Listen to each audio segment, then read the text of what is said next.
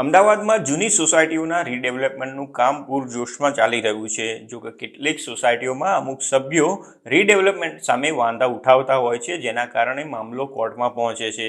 આવા જ એક કિસ્સામાં વાસણાની એક સોસાયટીના રીડેવલપમેન્ટ સામે વાંધા ઉઠાવનારા મેમ્બર કોર્ટમાં હારી ગયા છે. ગુજરાત હાઈકોર્ટે તેમને 8 સપ્તાહની અંદર ફ્લેટ ખાલી કરવા માટે હુકમ કર્યો છે.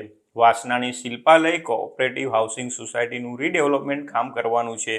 આ માટે મોટા ભાગના સભ્યો તૈયાર છે, પરંતુ 5 સભ્યોએ વાંધો ઉઠાવ્યો હતો. હાઈકોર્ટે તેમનો વાંધો કાઢી નાખ્યો છે અને રીડેવલપમેન્ટ કરવાના નિર્ણયને મંજૂરી આપી છે. શિલ્પાલય કોઓપરેટિવ હાઉસિંગ સોસાયટી 1980ના દાયકામાં બનાવવામાં આવી હતી. હાલમાં આ સોસાયટીના મકાનો ખખડી ગયા છે અને અત્યંત ખરાબ સ્થિતિમાં છે. તેના કારણે 2014માં રહેવાસીઓએ રીડેવલપમેન્ટ માટેની પ્રક્રિયા શરૂ કરી હતી. 2016માં તેમણે પ્રેરણા ઇન્ફ્રાબિલ્ડ નામના ડેવલપરને કામ પણ સોંપ્યું હતું, પરંતુ સોસાયટીના કુલ 228 સભ્યોમાંથી 5 સભ્યોએ વાંધો ઉઠાવ્યો હતો.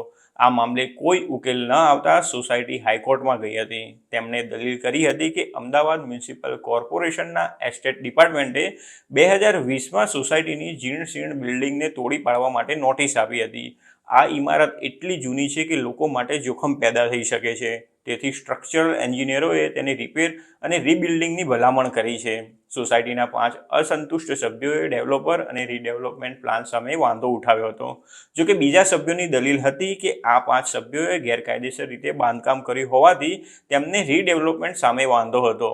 આ ઉપરાંત એક સભ્ય તો સોસાયટીમાં ગેરકાયદેસર દુકાન પણ ચલાવતો હતો.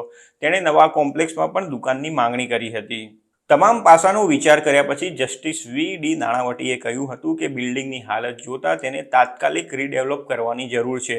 સોસાયટીનો પ્લોટ 12,378 ચોરસ વારનો છે, જેમાં બિલ્ડરને 49,512 ચોરસ વારની FSI મળશે. અહીં 14 માળના 10 ટાવર બનાવવાનો પ્લાન છે, જેમાં કુલ 880 ફ્લેટ હશે. ડેવલપરે મેમ્બર્સને હાલના ફ્લેટ કરતાં વધુ મોટા ફ્લેટ આપવાની ઓફર કરી છે. આ ઉપરાંત રીડેવલપમેન્ટ થતું હોય ત્યાં સુધી તેમને માસિક ભાડું આપવાની પણ ઓફર કરી છે. કોર્ટે કહ્યું હતું કે બિલ્ડિંગ જૂની અને બહુ જ ખરાબ સ્થિતિમાં છે, તેથી રીડેવલપમેન્ટનો નિર્ણય સારા ઈરાદા સાથે લેવામાં આવ્યો હતો. તેથી 5 મેમ્બરના વાંધાના કારણે રીડેવલપમેન્ટ કામ અટકાવી શકાય નહીં. જજે 5 અસંતુષ્ટ લોકોને 8 અઠવાડિયાની અંદર તેમના ફ્લેટ ખાલી કરવા માટે આદેશ આપ્યો છે.